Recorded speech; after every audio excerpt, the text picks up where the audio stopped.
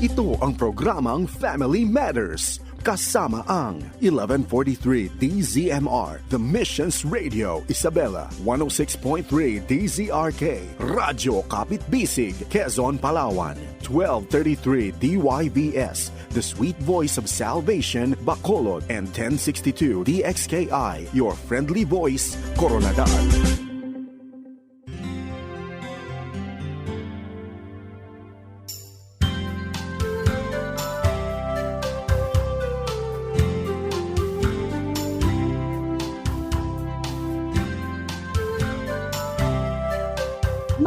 Magandang babae sa lahat ng mga nanonood at nakikinig sa atin. Good morning mga kagapay. Ito po ang inyong programang Family Matters. At syempre, ikaw pa rin ang nakatutok sa inyong paboritong himpilan, 702 DZAS. At syempre, FEBC Radio TV, Agapay ng Sambayanan.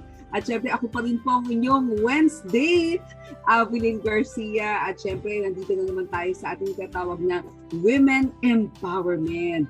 At syempre, mga kaagapay, isa po kaming AM station ng Far East Broadcasting Company Philippines. Kasapi po kami ng kapisanan ng broadcaster ng Pilipinas. At syempre sa mga nakatutok at mga gustong mag-imbita ng mga kaagapay na manood sa atin, tayo po ay napapakinggan via live streaming po through febc.ph. Ito pong official mobile app ng FEBC Philippines. At syempre, maaari po ninyo kami ninyong i-download din po sa Google Play, sa App Store, itong app na ito. Hello sa lahat ng mga nanonood at nakikinig sa atin. Live streaming po via Facebook page. Hanapin lang po ang 702 DZAS, FEBC Radio po sa YouTube channel at syempre yung mga nakikipag-ugnayan din sa atin sa Facebook. Huwag kalimutan mag-like, mag-comment at mag-subscribe po sa aming YouTube channel. Again, ako po yung Wednesday, Avelyn Garcia. Bago tayo dumakot I'm so excited today sa ating pag-uusapan. At syempre, meron tayong special guest na makakapanaya, makikipagbalitaktakan sa atin patungkol sa ating pag-uusapan. Pero bago ang lahat, mag-Bible reading muna tayo. Okay, ang ating Bible reading ngayon ay nasa Psalm 33 verse 11. At sa ating NIV version, ang nakalagay dito ay, "But the plans of the Lord stand firm forever, the purposes of His heart through all generation." At syempre sa magandang balita Biblia, ngunit ang mga panukala ni Yahweh hindi masisira, ito'y mananatili.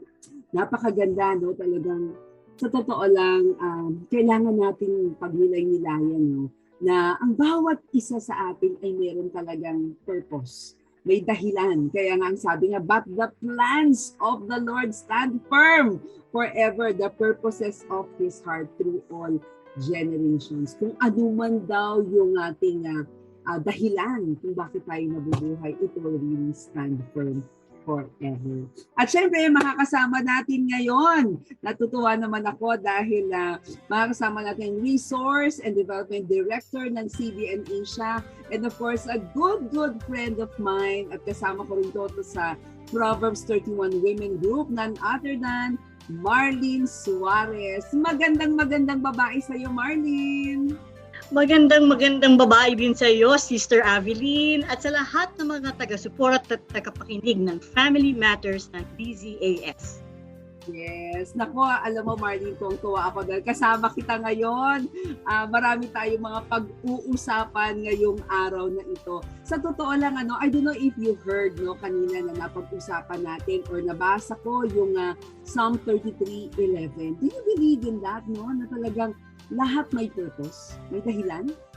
Aba, syempre naman, Sister Avelyn, talaga naman ang ating Panginoong Diyos ang siyang gumawa at lumikha ng bawat lahat ng nandito sa kamunduhan.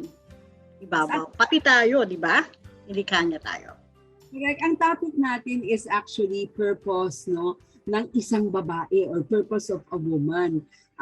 Sa totoo lang, di ba, napakahirap, no? Meron akong na-interview lately, napakahirap daw maging babae in the 21st century. Kasi women around the world, humaharap sila sa kakaibang dilema. no, dilemma of identity, yung iba nagsa-struggle to discover who they are, 'di ba? How they stand in the family, in the community, at sa mundo, no? Pero kinakailangan talaga nating tuklasin, tukuyin, ano nga ba talaga ang dahilan ng pagiging isang babae. Diba? Tama yan, Sister Avelyn. And I'm sure this discussion ngayong umagang ito ay magpapaliwanag ng maraming bagay na makakatulong sa ating mga kababaihan. Yes. Alam nyo, mga kaagapay, napakaganda, no, that every Wednesday, this is actually our discussion, no? Discussion about women empowerment. Pag sinabi bang women empowerment, anong dating sa iyo niyan, Marlene? Aba, normally, ang women empowerment ay sinasabing isang pagpapalakas o isang pagpapahalaga sa kababaihan, no? Women empowerment, no? At ito ang binibigay nating encouragement sa ating mga tagapakinig na tayo bilang mga babae ay mahalaga. Oo nga naman, di ba? Kasi sabi ko, para daw walang halaga daw ang babae dahil noon daw hindi binibilang ang mga kababaihan. Oo. Panay bida ang mga lalaki normally sa Bible, di ba? Pero marami lang din mga behind the scenes na mga importanteng ginagawa ng kababaihan even during the Bible times. Yeah. Matindi ang role talaga ng kababaihan. Siguro pag-uusapan natin ngayon yan, ano, meron akong gustong i-discuss, no, since we're talking about purpose. Meron akong i-discuss na patungkol, nabasa ko ito actually. I got a chance to meet si Dr. Miles Monroe nung siya po ay nabubuhay pa. Kilala mo ba siya? You know him? Of course, he is such a wonderful preacher, mentor, life coach. Napakarami niyang na-influensyahan at natulungan sa kanyang mga pagtuturo. Yes, at ako, nabigyan ako ng privilege to have one-on-one time with him. At nakakatuwa dahil ang aking mentor ngayon ay protege niya rin, no? Si Dr. Dennis. At napakarami ko natututunan. Marami siyang mga libro na pinublish. At isa sa natutunan ko sa kanyang libro, no? Meron siyang libro about women, no? Purpose and Power of Women. At meron siyang nabanggit, no, although I will actually rephrase some, no, based sa aking pagkakaintindi, yung 7 principles of purpose. Yun daw ay makakatulong sa atin to understand God's original intent for us in creation. So, una no, discuss lang natin, Marlene.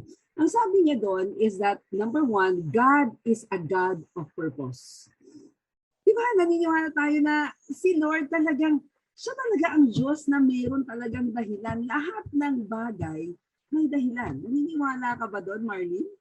Aba, syempre, talaga naman. Kasi sa aking pananaw, talagang walang mangyayari na hindi niya pinahihintulutan. Yes, oo. God is a God of purpose. Talagang He purposes, yung He plans, and then He carries out His plans.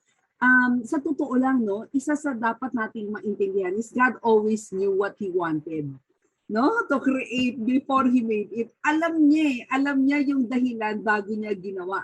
Similarly, kumbaga, He always knows what He wants to carry out before He accomplishes it.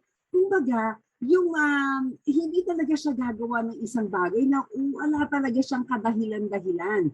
At yun ang dapat nating malaman at mapagnilay-nilayan na marami kasi tayo mga kababaihan, di ba, mga kaagapay na parang feeling natin, ay wala naman yata akong dahilan, sa bahay parang naglilinis lang ako, naglalaba, nagaganito, pero sa totoo lang, ang laki talaga ng dahilan ng isang babae. Di ba, Marlene?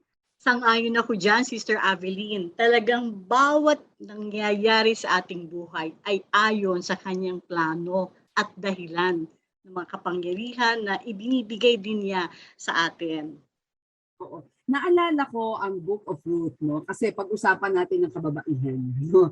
Naalala ko, I don't know, isa to sa aking favorite, no, the book when I also studied sa BSF, no? Pinag-aralan din natin ang Book of Ruth. At maiksi lang naman siyang libro, pero napakadami mo talagang matututunan na God is a God of purpose. Who would ever thought na si Ruth ang magiging, di ba, kumbaga, lineage, kumbaga yung descendant kumbaga pinanggalingan ng ating Panginoong Jesus, di ba? So habang binabasa ko yun, ikaw siguro pwede ka magbigay ng input doon. Sabi ko, grabe kumukuha lang siya, nagigingin lang siya, pero may purpose pala kung bakit nandoon siya. May purpose kung bakit sinamahan niya ang kanyang mother-in-law. Diba? Ikaw, ano ang take mo doon sa nangyari kay Ruth, knowing that God is a God of purpose? Well, unang-una, ang pagkakatagpo ng buhay ni Ruth sa kanyang mother-in-law na si Naomi ay naging isang malaking pagpapala dahil itong kanyang daughter-in-law niya, no, itong si Ruth, ay naging isang masunuring naging anak na in spite na nabalo na sila at walang-wala ng kailangang makukuha pa doon sa pamilya ni Naomi, naging masunurin siya. At dahil dito, in-honor din ng Panginoon yung kanyang obedience, no? At dahil din doon, na-define din yung purpose niya. Isinama siya, di ba? Sumama sila ngayon na bumalik sila, no? Doon sa kanilang sa Jewish heritage and family ni Naomi. At then dahil din doon na pinagtagpo-tagpo ng mga Panginoon kung ano pala ang kanyang magiging mahalagang role sa buhay ng ilalabas na Mesiya. So napakaganda na makita natin na parang baliwala lang, no? Sumunod lang ako sa mother-in-law ko. Wala na akong iba pang malamang gawin sa buhay. Pero nakita ng Panginoon ang puso niya. Nakita din ng Panginoon yung desire niya na magkaroon na rin siya ng pananampalataya kay Yahweh. Yun po ang malaking factor na nakita ko sa buhay ni Ruth. Yung kanyang obedience at ang kanyang pagkilala kay Yahweh.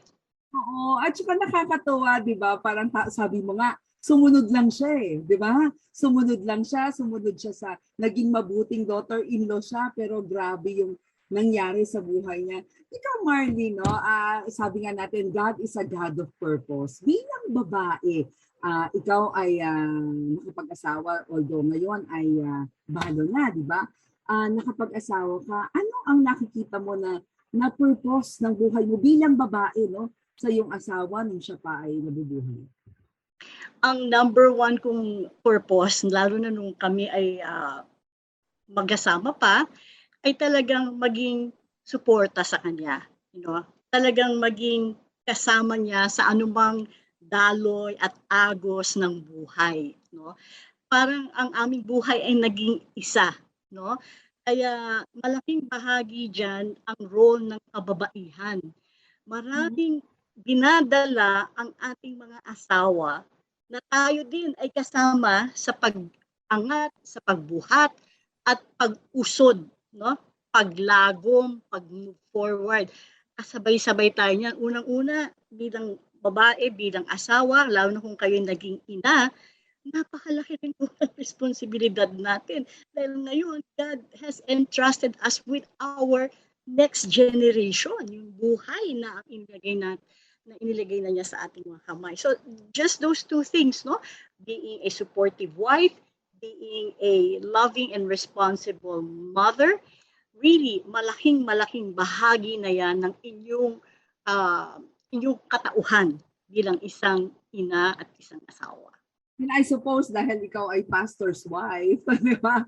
Matindi-tindi yung responsibility, di ba? As you actually do something for the mission ng iyong asawa. At nakita ko yan sa buhay mo, and I'm so proud of you on how you're able to be a very, very supportive wife to the ministry of your husband, di ba? Talagang number one, yung pinag-usapan natin, God is a God of purpose. Hindi siya gumagawa ng wala lang, di ba?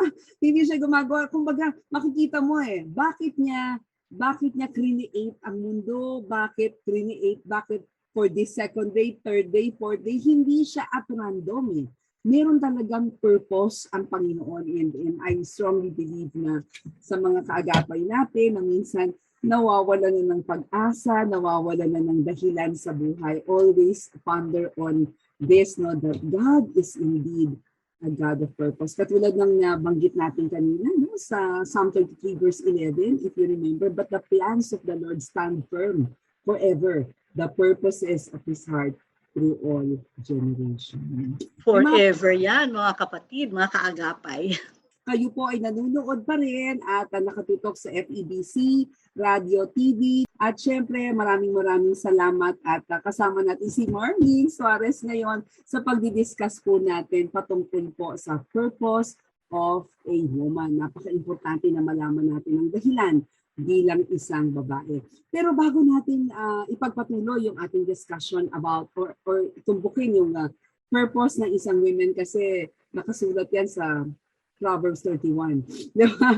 So, number 2 principle is God created everything with a purpose. Yung una, ang Diyos ay ang Diyos ng purpose talaga. Diba? God is a God of purpose. Number 2 is God created everything with a purpose. Meron ako nakausap ng isang araw. Sabi niya, ibig sabihin may purpose ang langgam? Sabi niya, pinapatay lang daw niya yung langgam. Created everything for a purpose. May dahilan ba daw yun? May dahilan ba daw ang grasshopper? May dahilan daw ba ang langaw? Ano masasabi mo dyan, Marlene? Aba sa aking tingin, walang nilalang ang Panginoon, walang i-create, walang binuhay ang Panginoon na walang silbi. No, maski gangga liit yan, ang liit ng langgam, pero kung alamin natin kung ano ba ang ginagawa ng langgam, baka tayo mamangha. Kasi sa Biblia mismo ibinabanggit kung gaano kahalaga ang industriousness. Hindi ko lang alam kung paano sabihin sa Tagalog yun, kung yung pagtsatsaga at pagiging isang masipag na nilalang ng Panginoon ang langgam. So, ultimo sa langgam, meron tayong mapupulot na aral sa ating buhay. Yes, at nasa Bible yan, di ba? Yung sinabi nga ng Panginoon, look at the ants. Di ba? Sila mismo ay nag-iimbak, nagtitipid, di ba? I don't know what is the Bible verse. Maybe you can look at that, Marlene, yung Bible verse na yan. Napakaganda na paalala na God really created everything with a purpose. So having said that, kung ang langgam ay merong dahilan at may purpose, tayo po bilang babae ay meron pong purpose. Diba? So number 3 na we would like to discuss, no, at syempre mamaya mag-entertain tayo ng mga questions, no, na sasagutin naman natin, Marlene. So number 3 is not every purpose is known to us. Hindi daw lahat ng purpose ay alam natin. At yan daw po ay sa kadahilanan because of the lack of understanding of God's original intent for us.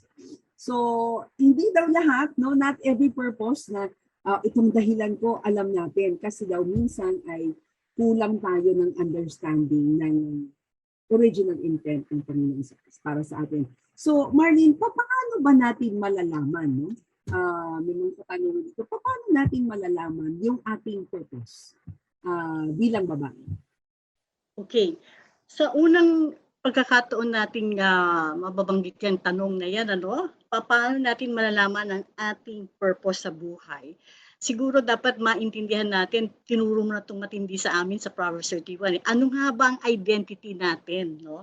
Kasi naka-root doon sa pagkakakilala natin kung sino tayo. Kaya natin din maiintindihan kung ano ang ating purpose.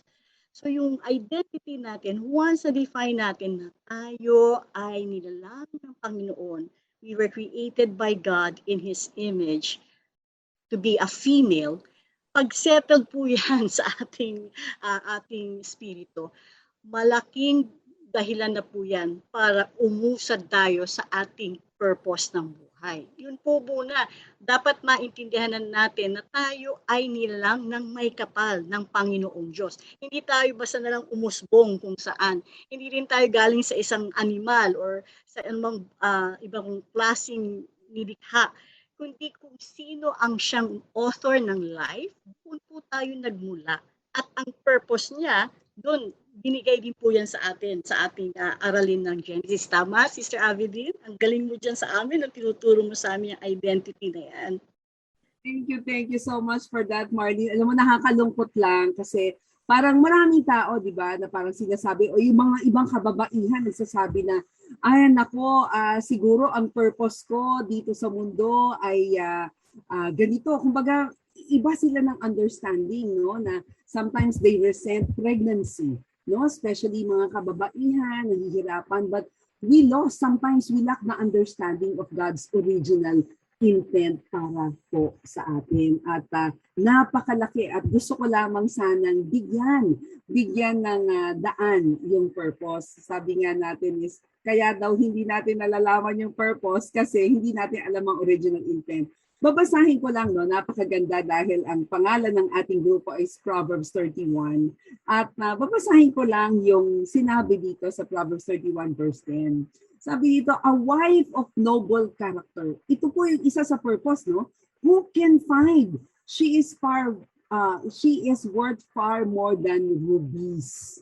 Can you just imagine that? Ang lalim, no? Na parang sinasabi na, naku, wag mong isipin na wala kang dahilan, wag mong isipin na, naku, tagalinis ka lang, helper ka lang, kasi marami tayong mga kaagapay dito na mga nanonood at homemaker, di ba? Pero actually, napakalaki talaga ng role ng isang homemaker sa isang tahanan. So, dun pa lang, no, her husband has full confidence in her and lacks nothing of value.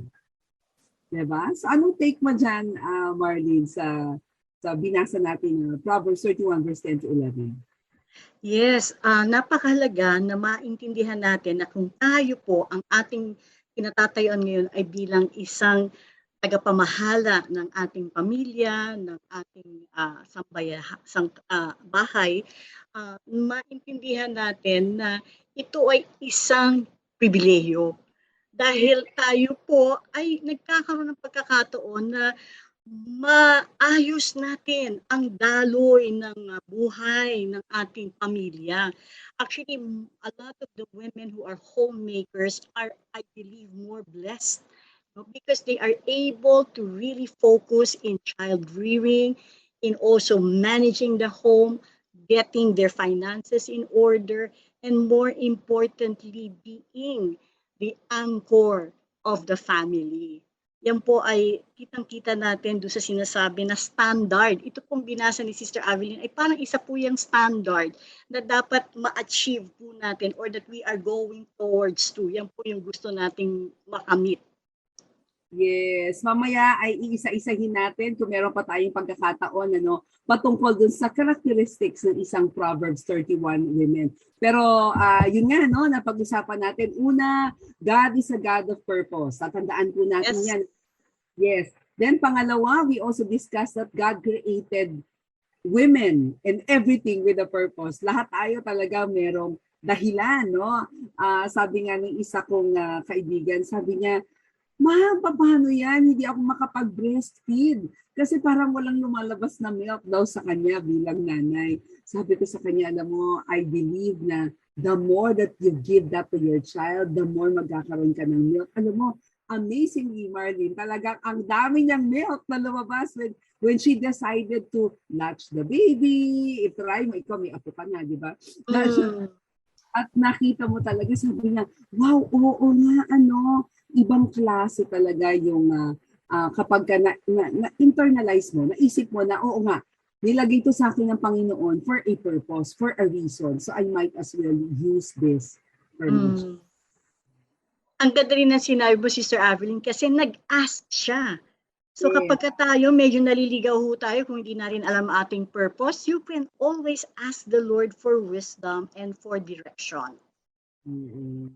So yun, number 3 na nabanggit natin kanina, not every purpose is known to us. Hindi lahat ng dahilan natin bilang babae, alam natin. Kasi minsan nga, we have lack of understanding dun sa God's original intent. Kaya minsan parang marami may mga kalituhan about identity, di ba, ng pagiging babae na katulad ng sinabi mo because of yung pagsasaliksik. Kaya nga ang ganda ng sinabi ng Bible, di ba? Faith comes by hearing and hearing the word of God. At kapag mas lalo nating nanamnam ang salita ng Diyos, mas lalo natin naintindihan ang kanyang purpose para sa atin. Okay, may oras pa ba? Meron pa, Aru, meron pa. Okay. So, bago tayo mag-break, no, meron tayong number 4. Gusto ko lang na bigyang diin ito. Sabi na number 4, where purpose is not known, abuse is inevitable. Ulitin ko, where purpose is not known, abuse is inevitable. Ano sa palagay mo ang dahilan, Marlene? Bakit minsan naaabuso ng isang tao, no, yung kanyang sarili, yung kanyang katawan kapag hindi niya alam ang purpose? Well, actually, sinagot mo na rin yung tanong mo yan in a way. Kasi hindi nga niya alam ang purpose niya, di ba? But ang isang sigurong point na pwede nating pagnilay-nilayan is, bakit mo ginagawa ang mga bagay na hindi mo dapat gawin? No? And yan ay naaayon din sa ating paksa ngayon kasi hindi mo alam kung bakit may dahilan ang iyong buhay. Kung ano din ang dahilan kung bakit kailangan mo pagdaanan ang mga nangyayari sa iyong buhay. Kung bakit din may mga challenges na mabibigat, pero kung alam natin na lahat ito ay may kadudulutan ng kabutihan sa bandang huli, makikita natin yung pinatawag nating ilaw sa dulo, makikita natin na lahat ng ito ay may kahalagahan at mayroon ding mabuting maidudulot sa iyo.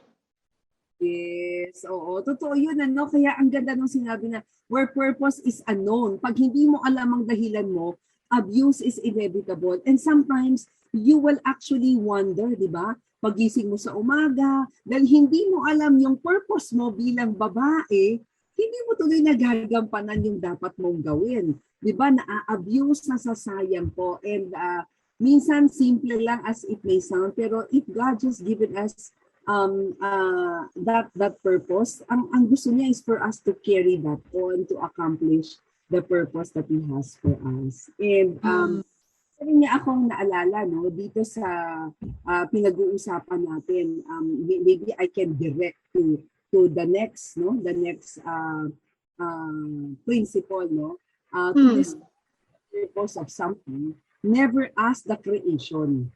Ask the creator. No, naalala ko yung kwento, I don't know kung abutin ako ng break natin, pero mag-break tayo shortly. Naalala ko yung kwento ng isang tatay. So ang ginawa niya, nagdala siya ng during that time parang player pa lang, no? Parang ano tawag doon, yung VCD player, VCD, no? So ang ginawa niya, merong rewind, ang alam niya lang gawin is play, stop, rewind, and forward. Pero nagtataka siya, bakit ang dami-daming buttons doon sa VHS player, no? So dahil gusto niya na makita siya ng anak niya na medyo alam yung ginagawa niya, di ba? So parang ang ginawa niya, parang nagmarunong siya, pindot dito, pindot dyan, ganyan-ganyan siya. And hindi niya maintindihan, sabi niya, ang ginagamit lang naman dito, stop, play, rewind, forward, bakit may iba pang buttons? Alam mo, nakakatuwa, dahil yung misis niya, pag may purpose talaga si misis, di ba? Sabi ni misis niya, teka muna, bakit mo ini-eksperimentuhan kung ano ang function ng VHS player na yan? Bakit ka nag-eksperimento? Tandaan mo, mayroong manufacturer's manual. Bakit hindi mo basahin yung manufacturer's manual? Bakit ang tinatanong mo o yung pilit mong hinaharap yung creation, yung manufactured product? This thing, as Marlene, there's a lot of times, I don't know, sa ating mga kaagapay, di ba? Sometimes we actually do things wido sa buhay natin, di ba? Insan, ito na lang, wag na lang tayo mag-VHS player. iPhone, telepono. Di ba? Ilan po sa atin, at baka malamang guilty ka rin dyan, Marlene, di ba? Ang bibili ng telepono at anong gagawin? Hindi babasahin yung manufacturer's manual. Anong gagawin? Mag-experiment, gamitin, at hindi mo ma-unleash yung potential ng telepono. Tama ba, Marlene? Tamang-tama ka dyan. Sa pula ko dyan. Walang tiyaga magbasa ng manual. Walang tiyaga mag-aral. Walang tiyaga na makita muna yung kalakihan o kabuuan bago ka gumamit ng isang bagay. So, tama yan, sis. Oo. At pagpapatuloy natin yan. Magandang usapan yan. Pagpapatuloy natin maya-maya yung ating discussion about consult the creator and not the creation. Magbabalik pa ang Family Matters, makalipas lang ang isang paalam.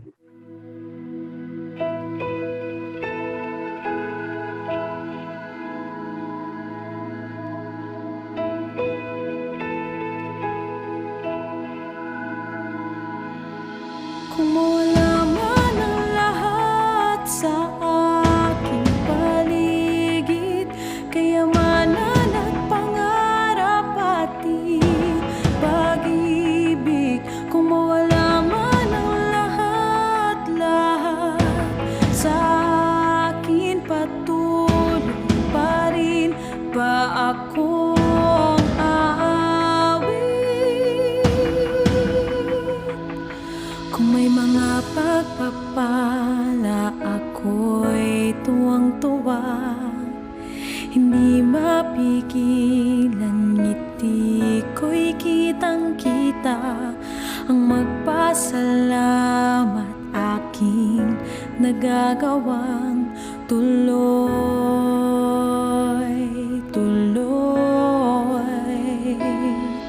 Sa bawat biyaya ako'y namamangha, pinangakong habang buhay ibibigay lahat at iaalay ang papuri sa'yo, oh Diyos.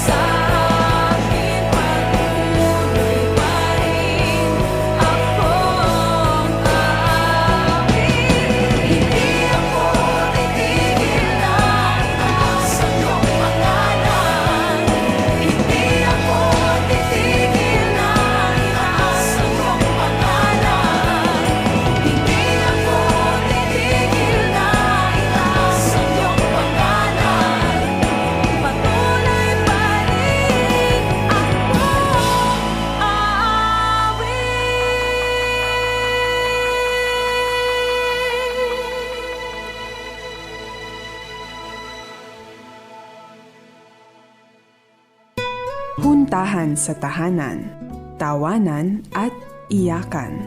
Mga simple at seryosong issue ating pag-usapan.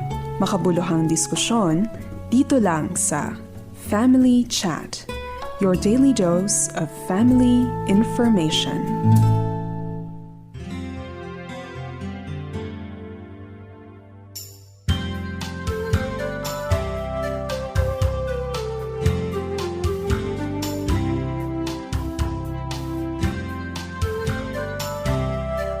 Nagbabalik po ang Family Matters Wednesday edition. Ito po ang ating Women Empowerment Day tuwing Miyerkules yan. At syempre kasama pa natin si Marlene Suarez. Thank you so much, sister, for joining me dito sa ating Women Empowerment segment. Ang title po natin is Purpose of a Woman, di ba? So, kanina, ano yung napag-usapan natin, Marlene? Yung number 5? Yes, yung discover the purpose of something. Never ask the creation, ask the creator. Oo, kasi yun nga di ba? Yung example ko kanina tungkol sa cellphone, tsaka tungkol dun sa VCD, VHS player or DVD player. Kasi kumbaga, minsan, nagja-jump na tayo doon and we would like to experiment. And isa nga paalala ng lagi kong sinasabi sa akin sa inyo, don't ever confuse your limited knowledge of God, no? Na, limitado lang, so I will experiment. What you know about God today is what He has shown you so far. So, and you can do more pag nagsaliksik tayo Kasi para sa akin, ang manual natin ay ang Bible, di ba? It is God's revelation of Himself to us. And it is the most reliable source of His purpose sa atin bilang babae. Di ba? At yun po yung manual. Kaya nga ang tanong ko binabasa ba natin yung manufacturer's manual? Di ba? Kasi nandun nakalagay na yung purpose kung bakit tayo nilikha ng Diyos. In short, purpose motivates the action of creation. And ano po yung this results in precision production. Kaya precise talaga ang Panginoon sa kanyang purpose Kaya kailangan talagang basahin ang manufacturer's manual. Diba? Marlene, anong natutunan mo dyan sa mga pagkakataon na hindi mo binabasa ang manual ng isang bagay na binili mo?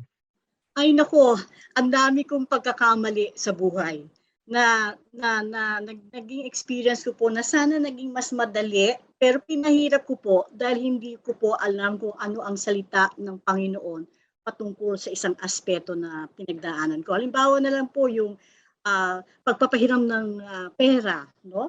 Napakalaking lesson ho sa atin yan, yung pag-handle ng pera. Kaya kung hindi ko rin natin alam kung ano ang sinasabi ng Biblia dyan, maraming beses po tayo na magkakaroon tayo ng problema. So napakahalaga po yung sinasabi ni Sister Aveline. You always refer to the manual of life. Yun nga po yung ating Biblia. Sabi nga nila, ang Bible daw ay basic instructions before leaving earth. Yun daw po ang ibig sabihin ng BIBLE. Yes, totoo yan. At siguro gusto ko lang bigyan ng diin itong principle number 5 natin na the purpose of something determines its nature, di ba? Nature, design, at saka hindi tawag natin features.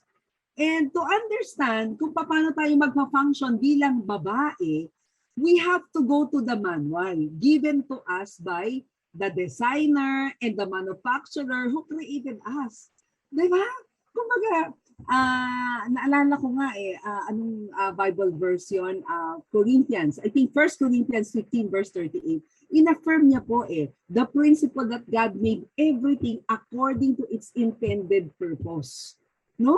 But God gives a seed or a body as He has determined to each kind of seed as He gives His own body. Kumbaga, kaya that's the reason why let's carefully consider this instruction from God's manual. Bakit ba ang babae may womb? Diba? Na-realize niyo ba yun? Bakit may womb ang babae? Bakit may magkaiba ang isang babae at ang isang lalaki? And this actually gives us, no, lalong dahilan na magsaliksik. O nga, ano ba ang purpose nito? So, notice that He has given us even the parts of our body for a reason and for a purpose. So, nako, sana wag natin kakalimutan yung sinabi ko nga kanina. Lahat may dahilan. The purpose, tignan niyo na lang, para lang mabigyan tayo ng kaliwanagan. So, napaka-importante talaga na malaman natin, no, at maitanong natin sa manufacturer yung ating dahilan. Katulad na lang nung araw, di ba? The sun is meant to do a job that the moon isn't supposed to do. Kumbaga, hindi ginagawa dapat ng sun yung ginagawa ni moon. Ganon din tayo bilang babae. Hindi natin dapat ginagawa yung dapat na ginagawa specifically ng isang lalaki.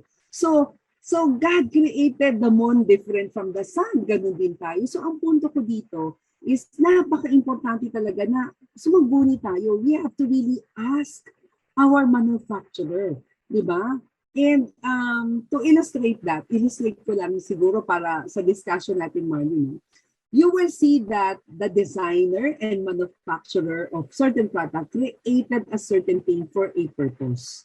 May dahilan. And the purpose, kumbaga sa damit, garment, di ba? Ang purpose nun is to wear to cover your body. Di ba? Kung gagamitin mo yung isang bagay na hindi naman para doon na tayo magkakaproblema. Yung damit, create para suotin. Hindi create yung damit para maging tablecloth. Panlagay sa lamesa.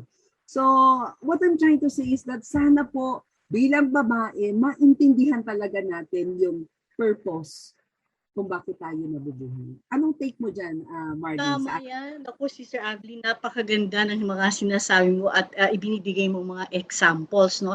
Pero bumabalik ako parating ngayon sa isipan ko yung Jeremiah 29:11. Kung natatandaan po natin, ito po ang sinasabi, no? For I know the plans I have for you, declares the Lord. Plans for welfare, not for evil, to give you a future and hope. So, dito pa lang kitang-kita na natin na alam na ng Panginoon kung ano ang plano sa bawat isa nila lang, no? At ito po ay para magkaroon tayo ng kasaganaan, magandang buhay. At hindi ho para sa kasamaan. At ito ay para gumanda ang ating kinabukasan at parati ho tayo may pag-asa. Isa po yan sa mga life principles na natutunan ko ho kay Aveline, no? Sa aming pagsasama. Yan po sis, ang aking pwedeng ma-contribute bigla ngayon sa sinabi. Yes, alam nyo, gusto ko lang bigyan ng DN. Oh, by the way, mag-hello lang ako kay Mami Lina. Mami Lina nanonood ngayon. Thank you.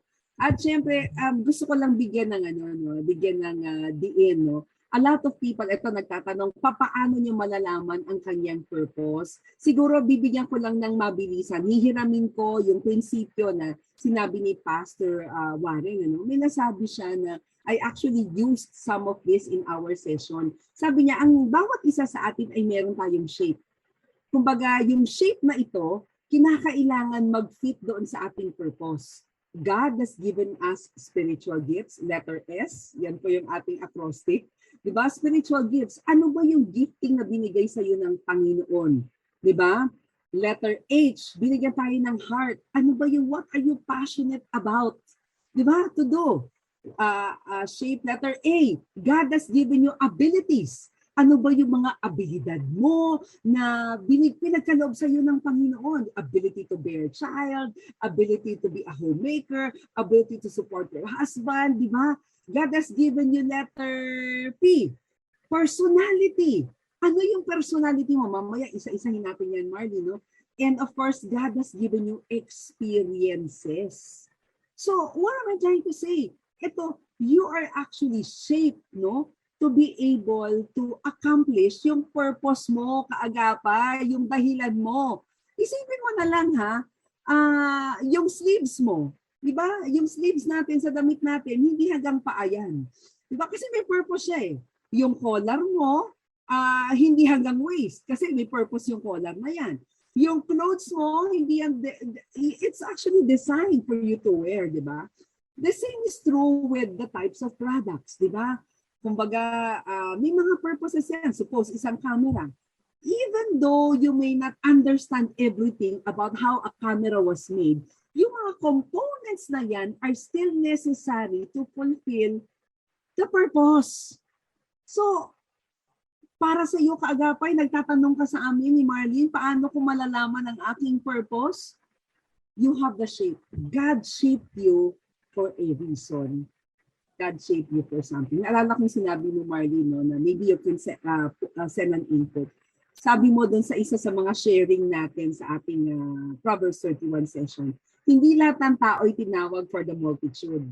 Hindi lahat ng tao tinawag for that kind of a platform. May mga tao tinawag for one-on-one. So kung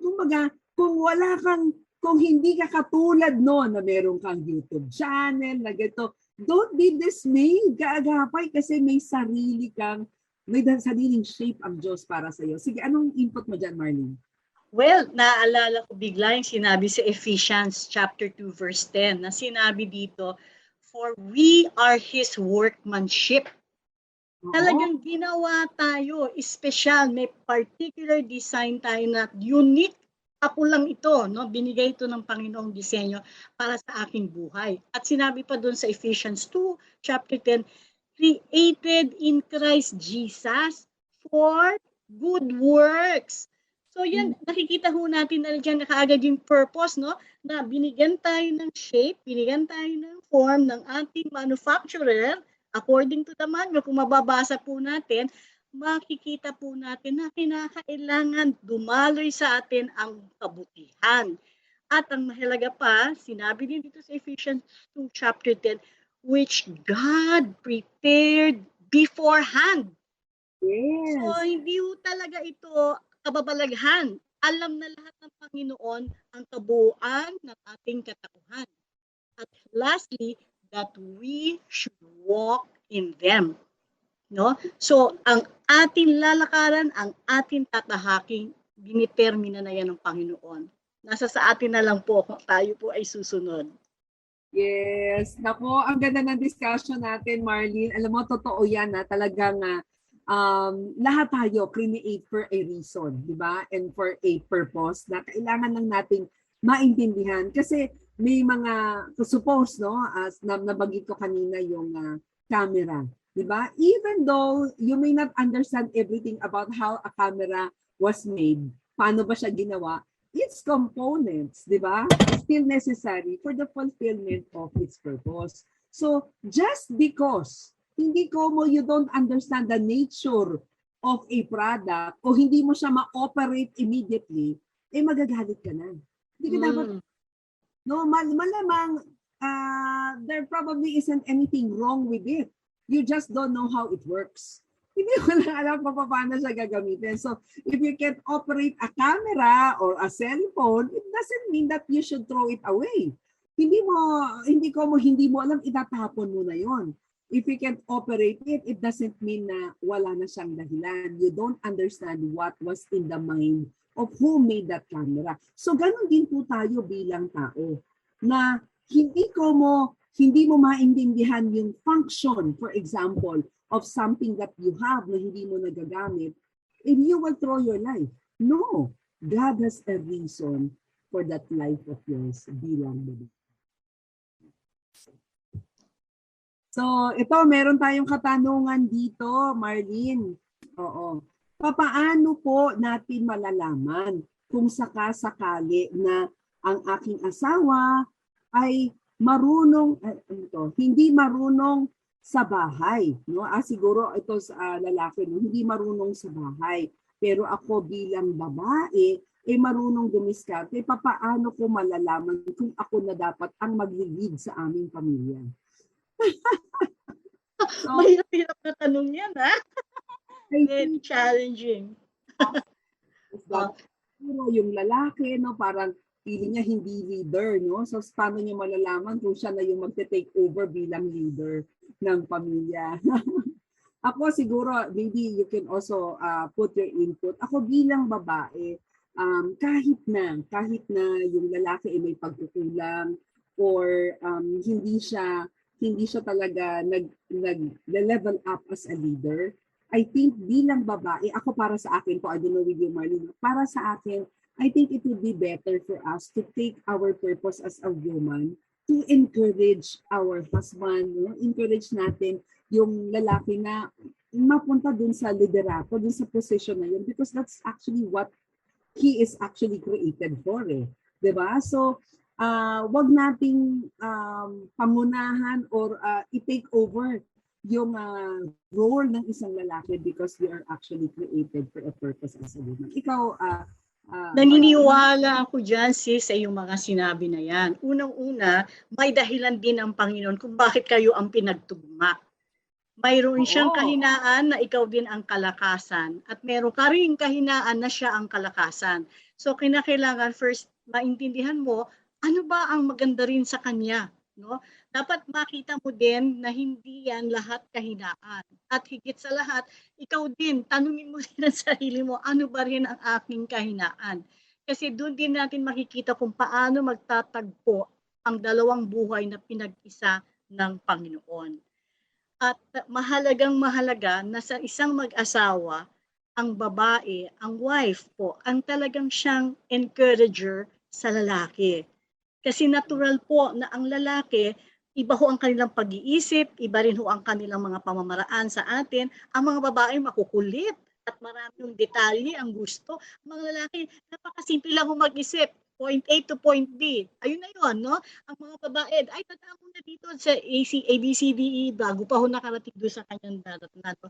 Kaya maiintindihan lang ho natin yan kapag alam din ho natin na ang babae hinugot mo sa tadyang ng lalaki, no? Na talagang tayo ay kaagapay. Nandun lang po tayo sa tabi niya na siyang dating dapat gawain, no? Parang ating pamilya ay maging isang matatag na pamilya na ayon sa plano at kaayusan ng Panginoon.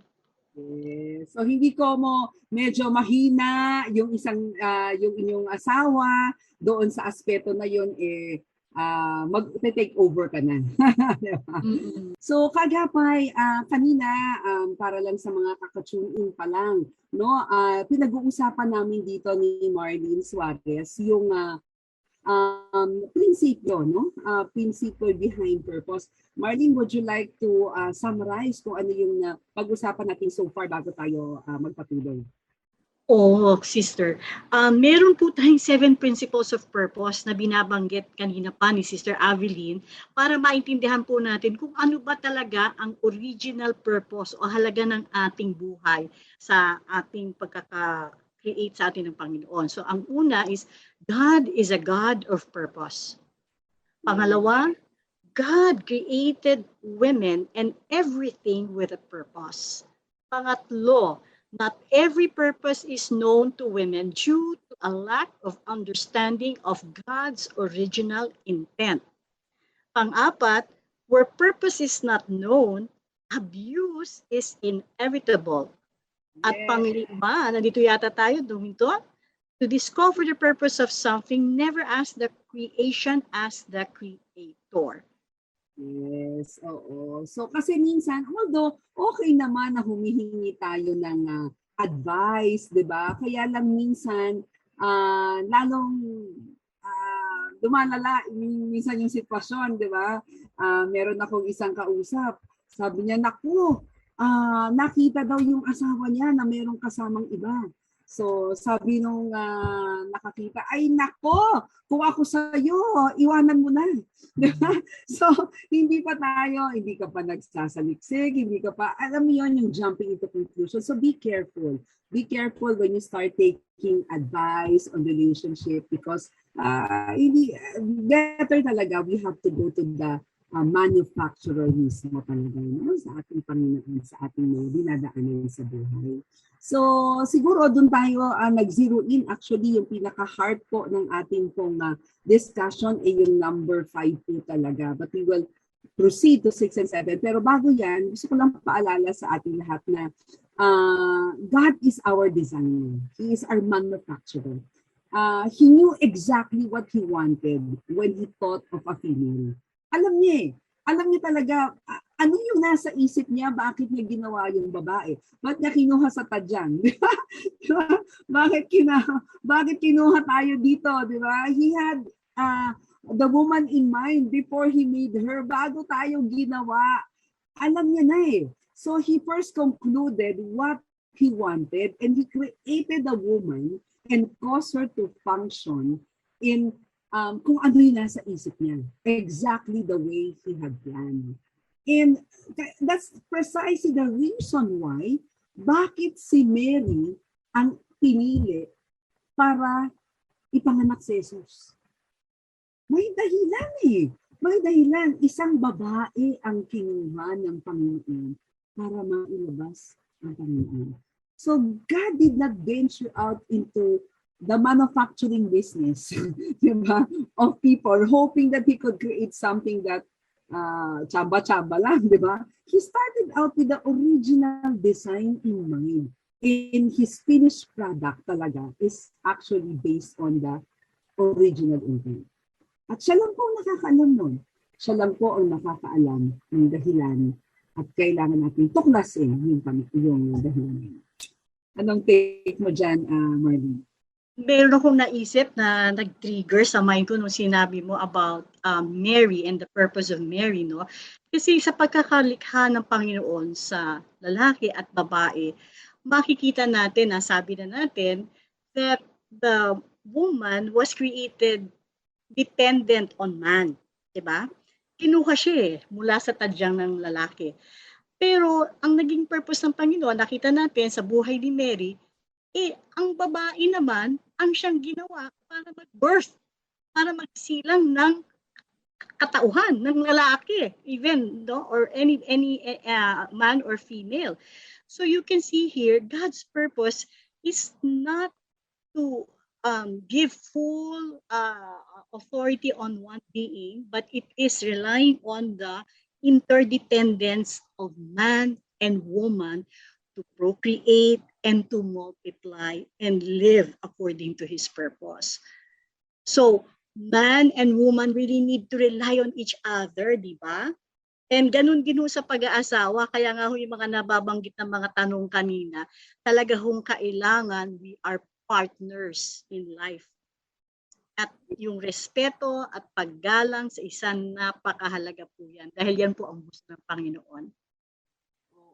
Kaya napakasarap talaga na lalo nating maintindihan yung ating purpose. Kaya po ako po sa inyo, babalikan ko lang po bago tayo pumunta sa number 6. Babalikan ko lang po na alamin po natin sa salita ng Diyos kung ano po yung ating shape. No? Ano ba yung ating shape? Bakit tayo create ng Diyos yung ating spiritual gifts? Ano ba yung nilagay sa ating puso for us to be passionate about? Ano ba yung ating abilidad, personality, yung ating experiences? Bakit tayo binigyan ng mga ibang klaseng experiences ng Panginoon para magamit po for His glory and His glory alone. Diba? So, okay. Dito na tayo sa number 6, no? Number 6 is that we find our purpose only in the mind of our Maker. So yung purpose natin, makukuha lang daw natin doon sa kung ano ba yung intention ng Maker natin sa atin. So, isang dahilan kung bakit hindi na-unleash ang potensyal ng isang tao, it's because hindi natin nakukuha what is really in the mind of the Maker. May kikwento ako sa iyo, Marlene, no? And maybe we can actually get inputs from this. Si Dr. Miles Monroe, nagpunta siya sa Germany, no? Punta siya sa Germany. I don't know if you know this kwento. I shared this before. Punta siya sa Germany. At pagpunta niya sa Germany, yung host niya, sabi niya, "Lika, mag-travel tayo. Travel tayo sa Autobahn." Alam mo kung ano ang Autobahn, Marlene? That's the highway in Germany, walang speed limit. Oh, very good. It's a network of highways without speed limitation. So ngayon, sumakay sila, nandun siya sa pinagmaneho siya ng kanyang host, di ba? So habang nagda-drive si Dr. Miles Mundo, sabi nung kasama niya, teka muna, parang hindi yata tayo gumagalaw. Pero grabe na po yung takbo, yung speedometer niya talagang nasa 80 miles per hour na siya, nasa 90 miles per hour na siya. Pero parang feeling niya, hindi pa rin tumatakbo. So parang hindi siya medyo mainsulto, tinapakan niya naman ng gusto at talagang umarangkada. So nung mabilis na yung takbo niya, maybe mga 100 plus miles per hour na siya, merong dumaan na black Mercedes-Benz sa tabi niya. At nung dumaan yon, parang feeling niya, ang bilis-bilis na dumaan, parang feeling niya na naman, hindi na naman siya tumatakbo. So sabi nung katabi niya, that vehicle na hawak mo is actually created to travel 240 miles per hour. Sabi niya, bakit ka natatakot? Nandito tayo sa autobahn, walang speed limitation dito. Bakit hindi mo iarangkada yung iyong sasakyan? Doon yung na-realize na the car was built with a capacity to travel 240 kilometers per hour. At ang reason kung bakit hindi niya na-unleash ang potential na yun, ay hindi niya alam na yung vehicle na yun was created to travel that fast. How do we relate that in our lives, Marlene, no? Sa ating mga kaagapay? Kaya minsan, ang dahilan bakit hindi natin na ilalabas yung pinakamataas nating potential kasi nakakalimutan na natin na sumangguni. Lord, ano ba yung created? Ano bang dahilan bakit mo ako create? Kasi minsan nasa 10 kilometers per hour ka lang o 10 miles per hour pero mas malaki pa pala ang purpose ng Diyos sa ating buhay. How did you relate that in our lives, Mami? Marami akong biglang naiisip na pwede nating ma-apply, no? Tayo mismo kasi ang nagbibigay ng limitasyon sa ating kakayanan, no? Maraming beses, kung minsan, tagagawa lang ako ng ganitong bagay, nagluluto lang ako, naglilinis lang ako. So hanggang dito na lang ang buhay ko. No? Tayo mismo ang gumawa ng ceiling na yan na tinatawag. No? Pero ang lesson natin dyan sa autobahn na yan, yung pagdadrive ng malakas at mabilis, binigyan tayo ng Panginoon ng isang vehicle o instrumento, yung ating katawan, na napakahusay. Sabi mo nga kanina, everything that He created is precise and with purpose. So sa tingin ko, maraming beses sa ating buhay, hindi natin talaga ginagamit ang kakayanan, ang kapangyarihan, ang authority, even ibinigay ng Panginoon sa atin. Hindi lamang sa lalaki, kung hindi rin sa babae. Normally, na-condition na yung mind natin. Kasi babae ka lang, talagang hindi ka pwedeng magmaneho. O diyan ka na lang sa gilid. Pero ngayon, dati ganyan sa Saudi Arabia, bawal magmaneho. Pero ngayon, iba na. No? Na-realize din nila, pwede rin pala magmaneho ang mga babae. So ngayon, nakakapagmaneho na sa Saudi Arabia ang mga kababaihan. Just to give an example, tayo mismo ang nagbibigay ng limitasyon kung ano yung ating kayang gawain. Pero hindi po yan ang plano ng Panginoon. Ang plano niya ay tayo ay yumabong. Tayo ay magkaroon ng kaalaman. Tayo ay magkaroon ng kahulugan at dominion nga pa nga sinabi niya sa kanyang King 8. Galing! Kaya nga talaga yung number 6, no? We find our purpose only in the mind of our Maker. So if sasangguni lang tayo sa kagustuhan ng Panginoon, di ba? At sa kanyang manufacturer's manual, malalaman natin yung ating purpose at mailalabas natin yung ating full potential, di ba? So katulad nga nung experience si Dr. Miles, di ba? Malay ba niya? Hindi niya alam na yun yung maximum eh. Hindi niya na-arangkada yung sasakyan. So, kaya hagapay siguro ang ano ko sa bawat isa sa atin is that sana po magnilay-nilay tayo. Alamin natin, no? Ano ba talaga yung purpose natin bilang babae at ikaw bilang homemaker? Ano bang purpose mo? Bakit ka nabubuhay sa mundong ito? So, number 7, no? Number 7. God's purpose is the key to our fulfillment. What do you mean by that, Marlene? God's purpose is the key to our fulfillment. Ano ba ibig sabihin ng fulfillment? Ang ibig sabihin ng fulfillment, yung ating ikasisiya o yung ating ikapanatag, yung ating makikitang kabuluhan, di ba? So, pag naisip na natin kung ano ba talaga, kung naiintindihan na natin, ano ba ang purpose na binigay ng Panginoon sa buhay ko, doon natin mabubuksan yung ating potential na sinasabi. No? Doon natin makikita ang dahilan kung bakit ang mga bagay ay nangyayari sa ganitong kaparaanan. At higit sa lahat, kinakailangang maintindihan natin na walang mananaig kung hindi ang purpose ng Panginoon. No? So, maski ano pa ang gustuhin natin sometimes sa buhay natin, pero kung hindi niya kalooban na patunayan na natin to sa ating mga experiences sa buhay, ay talagang hindi ito papahintulutan o hindi mangyayari. So it's very important that we cry out. Tanungin natin ang Panginoon, Lord, ano nga ba talaga ang purpose? Paano ko din ba ito ma-fulfill? Because He will be very loving and generous to give it to us. Parang ano yan parang kung hindi mo alam ang purpose, paano mo i-fulfill, no? Like for example, tubig. Yung tubig, paano mapapawi ang uhaw mo kung hindi mo alam na ang tubig ang magpapapawi ng uhaw mo, di ba? So it will fulfill your thirst. It will di ba? It will quench your thirst kasi alam mo na yung purpose ng tubig, di ba? So since everything God created was intentional, we can conclude that the female as well as the male, di ba, was created intentionally. Kumbaga, God did not wonder why He made a woman. So hindi siya nagtaka or what her purpose should be after He created her. Hindi siya bakit ko nga ba ginawa ito? Bakit niya? He was very clear about why He made this wonderful creation. And therefore, we don't have to guess the purpose. Siguro ang purpose ko ganito. No, the female was created to help fulfill God's eternal purpose. Kumbaga, His eternal purpose is great and within His larger purpose. So, both male and female, no, especially nagzizero in tayo dito sa babae, di ba?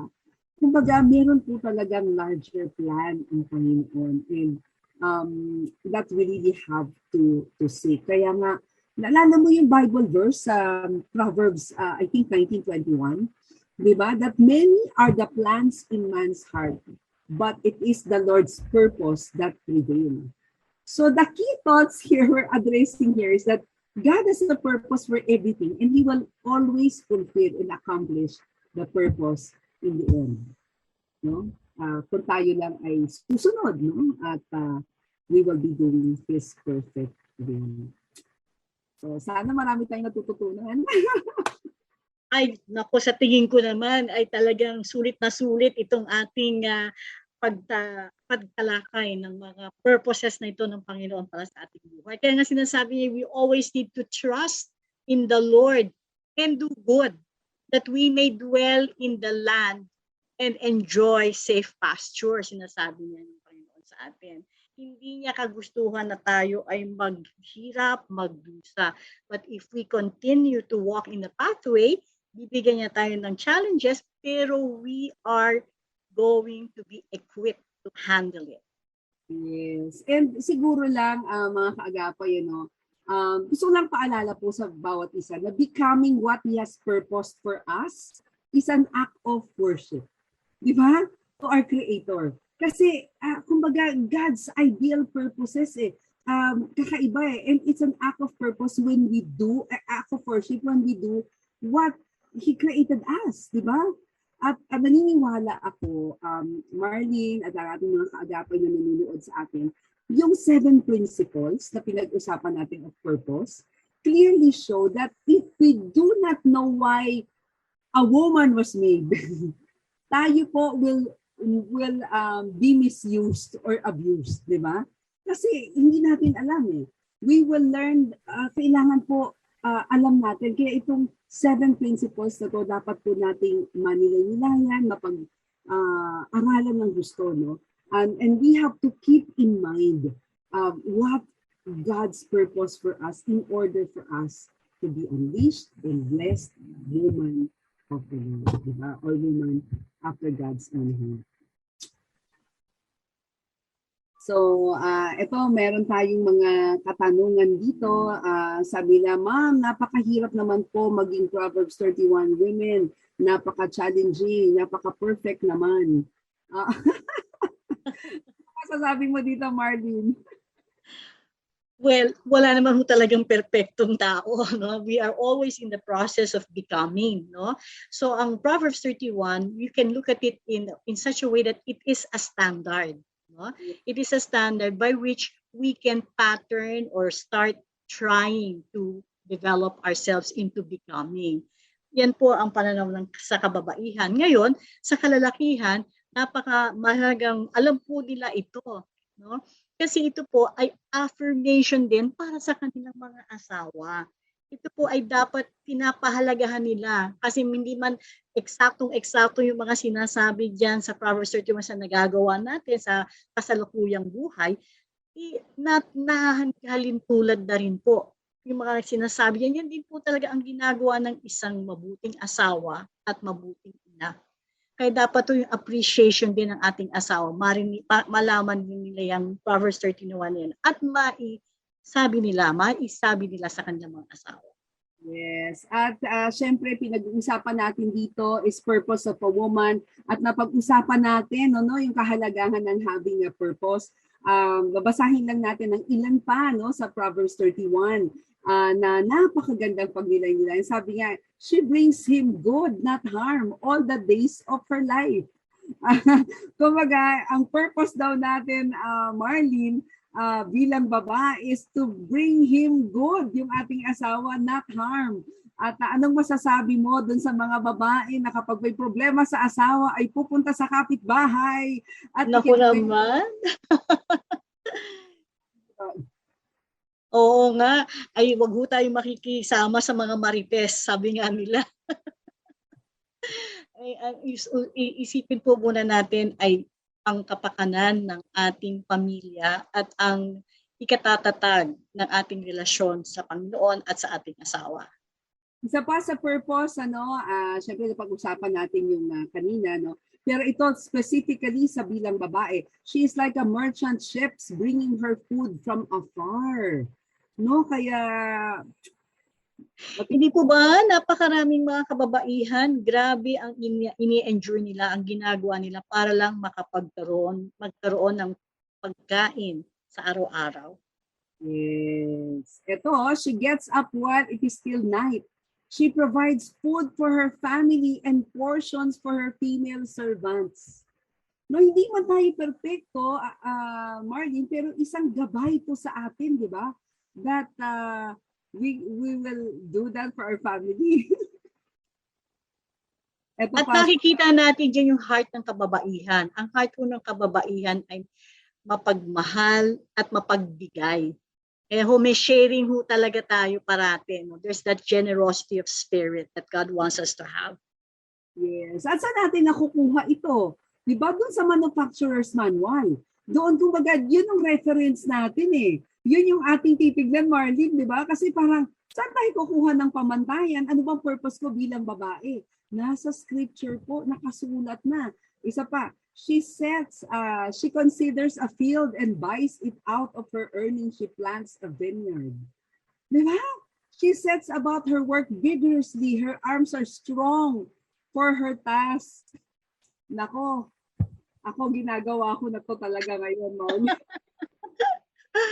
Oo nga, ang hirap din talaga, di ba? Pag minsan iisipin mo, marami ka talagang kailangang gampanan. At pwede ka pala maging negosyante, hindi pwede natin ilagay ang sarili natin na hanggang bahay na ang mga babae. Yan, kitang-kita natin. Pwede ka rin mag-develop ng iyong mga sariling interest na makakabuti sa pamilya. Yes, parang katulad nung sinabi ko, di ba, kay Dr. Miles Mundo. Kasi parang nakalimit lang siya kasi hindi niya alam yung potential ng sasakyan.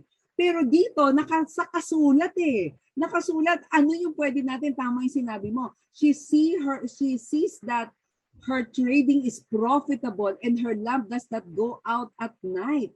Aba, pwede ka nga maging negosyante. Di ba? Hindi ka limitahan na pangbahay ka lang. Di ba? At ito pa. In her hand, she holds the distaff and grasps the spindle with her fingers. She opens her arms to the poor and extends her hands to the needy. Naku. Ako, marami akong nakikitang ganyang kababaihan. Isa ka na rin dyan, Sister Aveline. Yung kamay ay bukas palad, yung tinatawag, hindi po nakasarang ganito, no? Kundi bukas palad, nagbibigay. Yan po ang isang katangian ng isang mabuting babae. Yes, oo. So, ang sarap-sarap, Marlene, na malaman, ito pala ang purpose ko. Ito pala ang dahilan ko. Sabi, when it snows, she has no fear for her household, for all of them are clothed in scarlet. So, ibig sabihin, pag malamig, ikaw na yung maglalagay ng kumot. Di ba? So, ang sarap ng purpose. And ito pa, Marlene, no? She makes coverings for her bed. She is clothed in fine linen and purple. Kaya ako pagising ko, I make my bed. I make our bed. At hindi lang yun, kinakailangan ipapaganda ka din. You will clothe yourself in linen, di ba? You have to take care of your body. You have to take care of yourself. Oo, yan ang purpose. Ito pa, her husband is respected at the city gates, where he takes his seat among the elders of the land. Ikaw, asawa ka ng elder, asawa ka ng pastor. Ano sabi mo dito? Aba kung alam natin ang kahalagahan ng ating asawa, kung ano man po yung kanyang profesyon o okupasyon, pahalagahan po natin yon. Hindi ko kinakailangan abogado, doktor, o karpentero siya, kung ano man po ang kanyang sitwasyon ngayon, mahalaga po yan. At tayo po ang unang-unang cheerleader, tayo ang unang-unang encourager sa kanya. Pagmamalaki pa rin natin kung ano yung ating kabuhayan, kung ano yung ating kalagayan. Yes. So napakasarap talaga, no? She makes linen garments and sells them and supplies the merchants with sashes. Yun nga sinabi mo, pwedeng maging negosyante. She's clothed with strength and dignity. She can laugh at the days to come. So hindi ka dapat pabigat sa bahay. Dapat yung aura mo, yung smile mo can actually affect the mood of your household. Di ba, Marlene? Tama yan. Sinabi nga ni Sister Christine Cairuz, isa sa ating mga Proverbs 31 women na dapat magaya, ay yung temperatura daw sa loob ng bahay, ang nagsiset nun, ang ina o ang kababaihan, no? Ang ina o ang asawa. Kasi imagine, kapag mainit ang ulo mo, apektado na lahat sa bahay. Correct. At nakakatuwa lang dahil mga kaagapay, bago tayo magtapos, dahil wala tayong oras, gusto ko lamang sanang paalala. Sinabi nga ni Marlene na iba talaga yung pagka nagsaliksi ka talaga at malaman mo yung purpose mo. She speaks with wisdom, faithful instruction on her tongue, watches over the affair of the household, and does not eat the bread of idleness. Her children arise and call her blessed. Her husband also praises her. Ito pa, many women do noble things, but you surpass them all. Ito, as I am. Charm is deceptive and beauty is fleeting, but a woman who fears the Lord is to be praised. Honor her for all that her hands have done, and let her works bring praise at the city gates. Yan ang purpose ng isang babae. So, Agree ako dyan, sis. siguro, Marlene, pwede ba natin magre-request lang ako sa iyo, very, very shortly lang, pwede bang ipanalangin natin, magtapos tayo sa isang panalangin, panalangin natin ng mga kababaihan, no, that they will also discover and continuously know the purpose and accomplish them being a Proverbs 31 woman. Can we close in prayer? Okay, madalangin po tayong lahat. Ama namin, kami po ay dumudulog ngayon sa inyong paanan para po iangat lahat po ng mga kababaihan na nakikinig ngayon sa aming programa ngayon at hindi man sila nakikinig, Lord, gusto naming iangat sila sa panalangin dahil kami po ay iyong nilalang para sa isang dahilan at importante at mahalagang purpose ng buhay.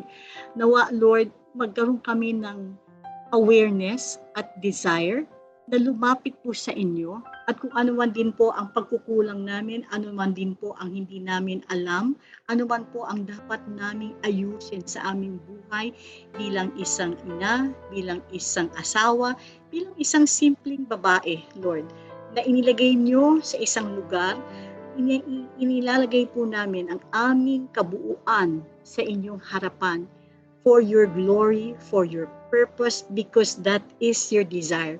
You created us so that we may serve you, we may glorify you, we may worship you, that we may fulfill our purpose in life. So marami pong salamat at ginawa niyo po kami mga babae.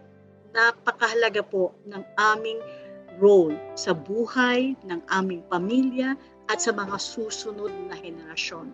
Pagpalain niyo po lahat ng mga nakapakinig ng programang ito. Amen. Amen. Amen. Amen. Maraming salamat, Sister Marlene. At syempre, i-recap lang natin ano yung 7 principles of purpose. Number 1, God is a God of purpose. Number 2, Number 3, not every purpose is known to women due to lack of understanding of God's original intent. At syempre, number 4, where purpose is unknown, kung hindi natin alam, abuse is inevitable. Number 5, to discover the purpose of something, never ask the creation, ask the Creator. And number 6, we find our purpose only in the mind of our Maker. And number 7, God's purpose is the key to our fulfillment. Maraming salamat, Sister Marlene, sa uulitin. At syempre, maraming salamat kaagapay sa pagsama sa amin ngayong Wednesday. It's really an honor. Salamat din sa mga kasama natin sa One Corporate Center, kina Aruel Mendoza, Brian De La Cruz, Absi Di Ferrer, Kayla Escalante, si Kael Garcia, at ang ating technical na sina Nathaniel Peralta, Reggie Villena, Benjo Morano, JD Tabua.